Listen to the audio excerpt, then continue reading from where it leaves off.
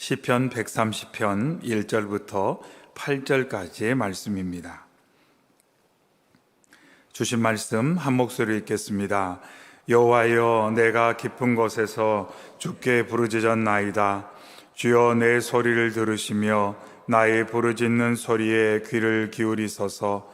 여호와여, 주께서 죄악을 지켜보실진대 주여, 누가 서리이까? 그러나 사유하심이 주께 있음은 주를 경외하게 하심이니이다. 나 곧 내 영혼은 여호와를 기다리며 나는 주의 말씀을 바라는도다. 파수꾼이 아침을 기다림보다 내 영혼이 주를 더 기다리나니 참으로 파수꾼이 아침을 기다림보다 더하도다. 이스라엘아, 여호와를 바랄지어다. 여호와께서는 인자하심과 풍성한 속량이 있음이라. 그가 이스라엘을 그의 모든 죄악에서 속량하시리로다. 아멘. 오늘의 말씀은 기다림에 관한 내용이 반복되고 있습니다. 여러분 어떠십니까? 잘 기다리는 편입니까? 아니면 잘 기다리지 못하고 때때로 마음이 조급하고 분주한 삶을 사는 편이십니까? 우리는 때때로 삶을 살다 보면 기다리는 것은 힘들다라는 생각을 할 때가 많이 있습니다. 그렇다면 기다리는 것은 왜 힘들까요? 우리가 믿음 생활을 하면서 때때로 믿음 생활을 잘하면 기다리지 않아도 되지 않을까 하는 그러한 마음의 기대감이 있을 때가 있습니다. 믿음 생활을 잘하면, 하나님께 복을 받으면 많이 기다리지 않고 뭔가 신속하게 응답을 받고 또한 기대하는 것마다 뭔가 충족되는 삶, 그러한 소망을 갖고 우리가 신앙생활을 하기가 참 쉽다는 것입니다. 그러면서 우리의 마음 가운데 그래도 기다리는 것은 참 쉽지 않아 생각하면서 그런 나의 생각을 다른 사람에게 투사하기도 합니다. 즉, 내 생각, 내가 느끼는 어떤 판단들을 다른 사람들에게 적용을 시키는 겁니다. 그래서 어떤 사람이 참 오래 기다리는 것 같으면 힘들겠다 이렇게 느낍니다. 누군가 오래 기다리는 뭔가 그 삶 가운데 있을 때 힘들겠다, 외롭겠다, 불쌍하다 이런 느낌을 받을 때가 있을 수 있습니다. 왜냐하면 내가 나의 삶 가운데 기다림을 경험하면서 그 기다림 가운데 나에게 그런 입장을 갖는 경향이 있기 때문에 다른 사람을 향해서도 믿음 생활하면서 오래 기다리는 누군가를 볼 때 외롭겠다, 힘들겠다, 어렵겠다, 안타깝다, 불쌍하다 이런 느낌을 받기가 쉽다는 것입니다. 우리는 예를 들어서 요셉의 경우에 그가 17살에 형들의 시기로 애굽에 팔려가서 13년 동안 노예 생활과 또 억울한 죄를 뒤집어쓰고 죄수의 신분으로서 삶을 살아갈 때 그가 소망하는, 그가 꿈꾸는 것과 정반대의 삶을 사는 그의 모습, 그러면서 뭔가 소망하는 것을 기다리는 요셉을 보면서도 동일하게 우리는 그 상황에 투사를 합니다. 불쌍하다, 얼마나 외로울까, 얼마나 힘들까, 안 됐다 이런 생각을 한다는 것입니다. 정말 요셉이 그 13년의 시간을 우리가 쉽게 생각하는 것처럼 힘들게, 외롭게, 불쌍하게 그렇게 지냈을까요?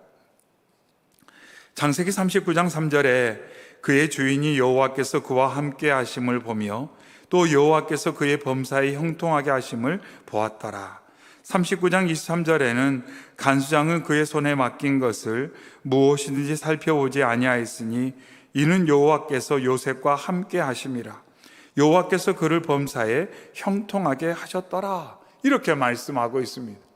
그래서 보디발도 그렇고 간수장도 요셉을 보면서 안 됐다, 불쌍하다, 참 힘들겠다 이렇게 느낀 것이 아니라 어떻게 저런 일이 있을 수 있을까라고 주변에서는 느꼈다는 거예요.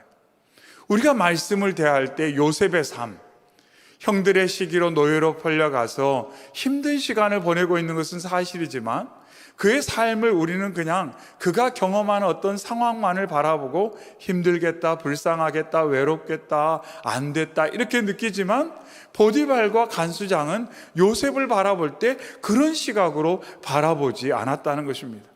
분명히 힘들 것 같은데, 분명히 외로울 것 같은데 자기가 원하는 일이 자신의 삶 가운데 일어나지 않고 자기가 원하지 않은 것이 자신의 삶 가운데 일어나서 많이 힘들 것 같은데 도리어 하나님과 함께하며 하나님의 함께하심을 통해 그의 삶 가운데 형통한 많은 일들이 일어나는 것을 보고 주변의 사람들이 놀라움을 경험을 했다는 것입니다. 우리는 요셉의 삶을 통해서 중요한 것은 그의 삶 가운데 그가 원하지 않은 일이 일어났고 원하는 일은 잘 안 일어나는 상황이라 할지라도, 그래서 뭔가를 기다리는 기다림의 시간이라 할지라도 중요한 것은 하나님과 함께 하느냐 하나님과 함께 하지 않느냐가 더 중요하다는 것을 우리는 요셉의 모습을 통해 또 많은 믿음의 사람들의 모습을 통해서 알 수가 있습니다. 그래서 우리는 이러한 모습을 통해 기다림이 꼭 외롭지 않아도 된다는 것을 알 수가 있어요. 기다림이 꼭 힘들지 않아도 된다는 것, 그런 길이 있다는 것을 우리는 이러한 믿음의 사람들의 모습을 통해 알 수가 있습니다. 오늘 본문의 내용도 마찬가지입니다. 오늘 본문의 내용은 이스라엘 백성들이 나라를 잃고 이방 나라의 포로로 잡혀가서 거기에서 불렀던 찬양시로 알려져 있습니다. 고향을 떠나 이방 나라에서 힘들고 어려운 시간을 보내고 있을 때 불렀던 찬양시가 바로 시편 130편의 내용입니다. 그런데 1절과 2절에 여호와여 내가 깊은 곳에서 주께 부르짖었나이다. 주여 내 소리를 들으시며 나의 부르짖는 소리에 귀를 기울이소서. 이렇게 이스라엘 백성들이 하나님 앞에 나아가 부르짖고 있습니다. 그런데 쉽게 생각하면 나라를 잃고 먼 나라에 가서 힘든 시간을 보내니 그들이 부르짖는 내용은 이런 것이 아닐까? 우리는 쉽게 생각할 수가 있습니다. 하나님, 빨리 고향으로 돌아가고 싶습니다. 우리를 고통에 빠뜨리는 저 사람들을 징계해 주시고 저 나라가 이제 망하게 해주시고 우리가 고향으로 돌아가 과거의 번영을 내리게 해주십시오. 이런 내용으로 부르짖을 것 같은데 본문의 내용은 거기에 초점을 두지 않고 있다는 것입니다. 5절과 6절에 나 곧 내 영혼은 여호와를 기다리며 나는 주의 말씀을 바라는도다. 파수꾼이 아침을 기다림보다 내 영혼이 주를 더 기다리나니 참으로 파수꾼이 아침을 기다림보다 더하도다. 이렇게 자신의 부르짖음, 이스라엘 백성들의 기도가 어떤 내용을 담고 있는지를 정확하게 일러주고 있습니다.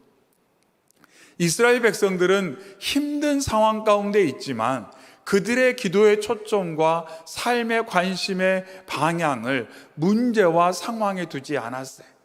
그들이 기다리는 것이 상황이 바뀌는 것, 환경이 나아지는 것에 먼저 초점을 두지 않았다는 것입니다. 왜냐하면 그들은 나라를 잃고 많은 것을 상실하고 깨달았어요. 그들에게 무엇이 더 중요한지를 깨닫게 되었다는 것입니다. 그래서 이제 그들이 먼저 무엇을 구해야 될지, 무엇에 집중해야 될지를 그들이 알게 되었고, 이제 그들이 기다림의 내용을 환경과 문제의 변화에 먼저 초점을 두지 않고 하나님을 갈망하며 하나님을 기다리는 이스라엘 백성들의 모습을 여기서 볼 수가 있습니다. 그래서 그들이 기도하는 것은 뭐냐면 하나님, 제가 하나님을 기다립니다. 이렇게 고백을 하고 있습니다. 하나님을 기다립니다. 그런데 이 표현을 조금 바꿔보면 어떤 의미로도 볼 수가 있냐면 제가 하나님과 함께 기다리겠습니다. 이렇게도 이 본문 내용을 바꿔서 볼 수가 있습니다. 제가 하나님을 기다립니다. 또 하나님과 함께 기다리고 싶습니다. 이런 내용을 가지고 이스라엘 백성이 이방 나라에서 하나님께 부르짖고 있다는 것입니다. 이러한 내용을 통해서 기다림의 우선순위를 알 수가 있습니다. 우리가 주님과 동행하는 삶 가운데 우리가 무엇을 먼저 기다리고 있는가? 무엇에 초점을 두고 있는가?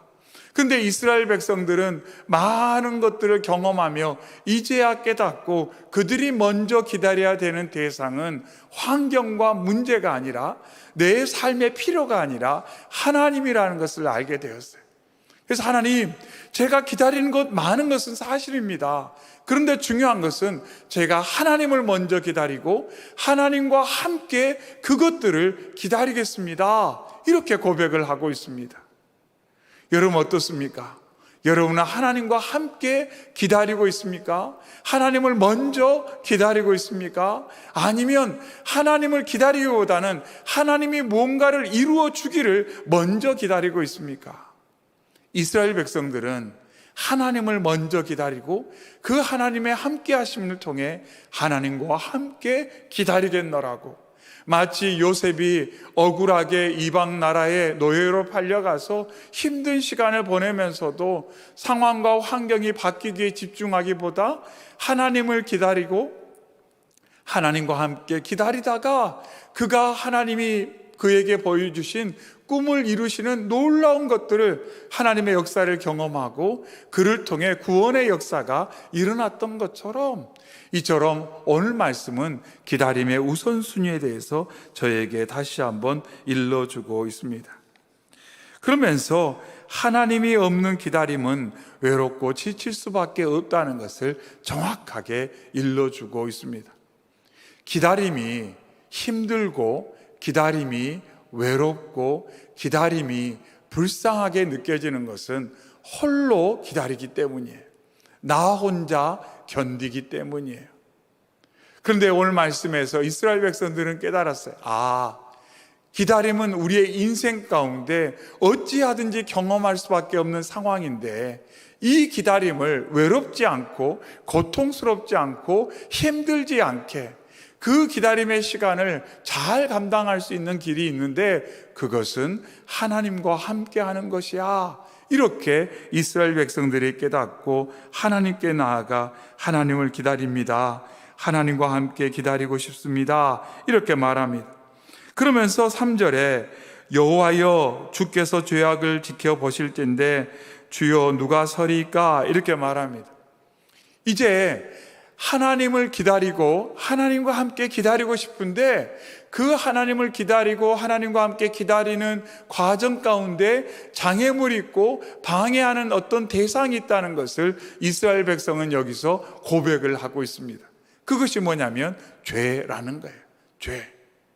죄가 하나님과 함께 기다리지 못하게 하는 걸림돌이라는 것을 이스라엘 백성은 여기서 고백을 하고 있습니다.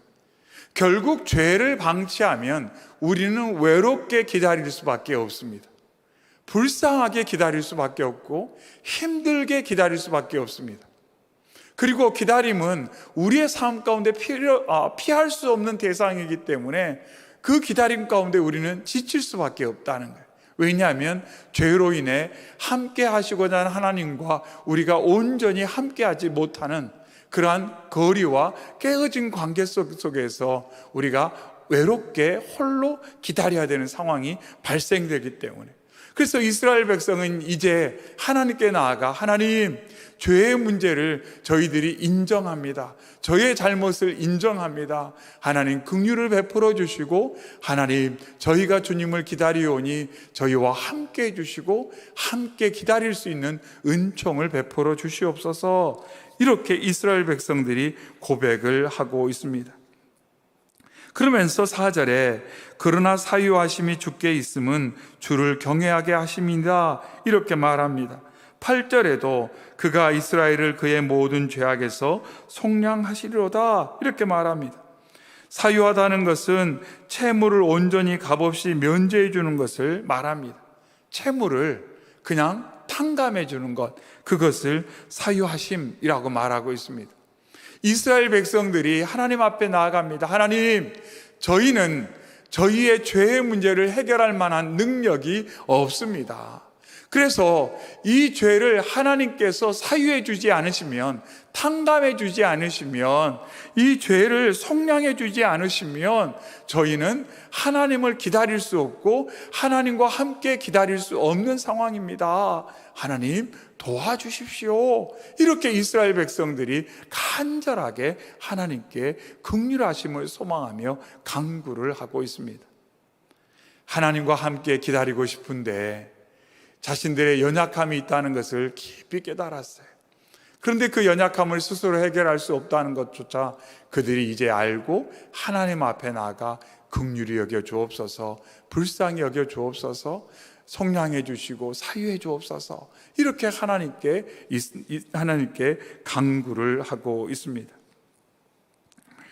우리는 오늘 말씀을 통해서 우리가 하나님 앞에 나아가 기도할 때 어디에 초점을 두고 또한 어떤 자세로 기도해야 되는지를 정확하게 알 수가 있습니다. 우리가 기도를 열심히 한다고, 좀 표현이 그렇습니다만, 기다림이 없는 삶을 살 수 있는 것은 아닙니다. 우리는 매일 무언가를 기다리며 살아야 합니다. 어떤 것은 짧게 기다리는 것도 있지만 어떤 것은 오래 기다려야 되는 대상도 있습니다. 중요한 것은 그 기다림을 나 홀로 외로이 기다릴 것인가, 아니면 주님과 함께 기다릴 것인가. 그리고 그 주님과 함께 기다리는 과정 가운데 주님과 함께 기다리지 못하게 하는 방해물인 죄의 문제가 혹여 내 마음과 생각과 삶 가운데 있다면 그것을 나는 또한 어떻게 다룰 것인가 하는 것을 우리는 오늘 말씀에서 정확하게 보게 됩니다.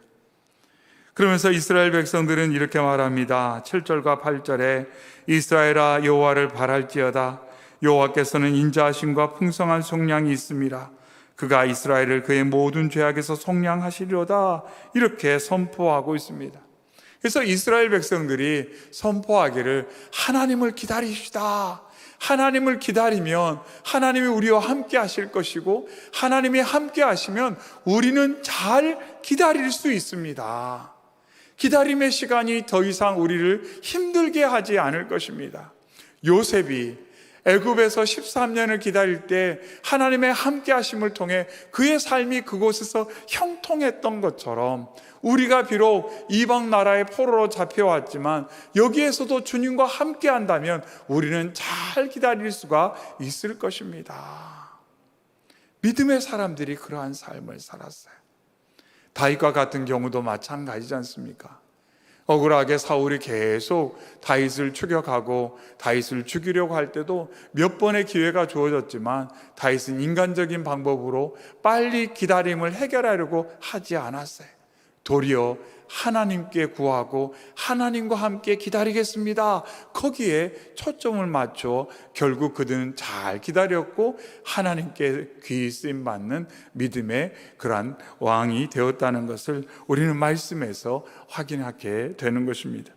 바라고 원하는 것은 이 저녁에 저희가 주 앞에 나와 예배할 때에 이러한 마음과 이러한 초점을 가지고 함께 기도하며 나아가기를 바랍니다. 우리의 마음 가운데는 기다리지 않는 삶이 참 있었으면 좋겠다는 마음이 있어요. 안 기다렸으면 좋겠다. 그래서 뭔가 빨리빨리 되면 얼마나 좋겠어요. 그런데 하나님이 우리에게 바라시는 것은 빨리빨리 조급하게 뭔가 빨리 성취하는 그런 삶에 초점이 있는 것이 아니라 하나님과 함께 잘 기다리며 하나님이 이루시는 일들을 누리는 삶을 저희들이 살기를 하나님은 바라고 이 시간 격려하고 있습니다. 이 저녁 예배하고 기도하는 저희 모두가 이 시편 말씀, 이스라엘 백성은 훗날 이 시편을 성전에 올라가면서 늘 불렀습니다. 하나님을 예배할 때, 예배 자리에 나아갈 때 이 시편을 불렀어요. 그러면서 스스로에게 이렇게 격려하고 서로를 격려하는 겁니다. 여러분, 마음 조급하지 맙시다. 저도 조급하게 생각하지 않겠습니다. 우리 하나님을 기다립시다. 하나님과 함께 기다리십시다. 그러면 우리의 믿음의 선조들이 그렇게 살았던 것처럼 우리의 삶 가운데 하나님께서 약속하신 것을 하나님께서 동행하시고 인도하셔서 이루실 것입니다. 이 저녁에도 그러한 믿음을 가지고 우리가 주님께 초점을 맞춰 함께 기도함으로 말미암아 하나님과 함께하는 삶, 하나님과 함께 기다리는 그래서 우리의 기다림의 과정이 외롭거나 불쌍하거나 지치거나 고통스러운 것이 아니라 그 안에 놀라운 형통의 역사가 있기를, 놀라운 축복의 역사가 있기를 주님의 이름으로 축원합니다. 아멘. 사랑의 주 하나님 아버지, 이 저녁에 주신 말씀 가지고 함께 기도하고자 합니다. 하나님, 때때로 기다리는 모든 상황 가운데 우리의 마음이 지치기도 하고 외롭기도 하고 답답하기도 했던 것을 고백하오니, 하나님, 이 시간 이스라엘 백성들이 불렀던 이 찬양에 귀를 기울이고 하나님을 기다리고 하나님과 함께 기다리겠노라고 고백하며 주님께 나아가고, 혹시 하나님과 함께 할 수 없는 죄의 문제는 없는지 그것을 또한 하나님께 보여드리며 하나님의 십자가 공로를 의지하는 대속의 은총을 다시 한번 경험하는 저희 모두가 되게 하여 주시옵소서. 함께 하시는 주님 찬양하며 예수님의 이름으로 기도합니다. 아멘. 이 시간 주신 말씀 가지고 크게 우리 주여 한번 외치고 함께 기도하겠습니다. 주여!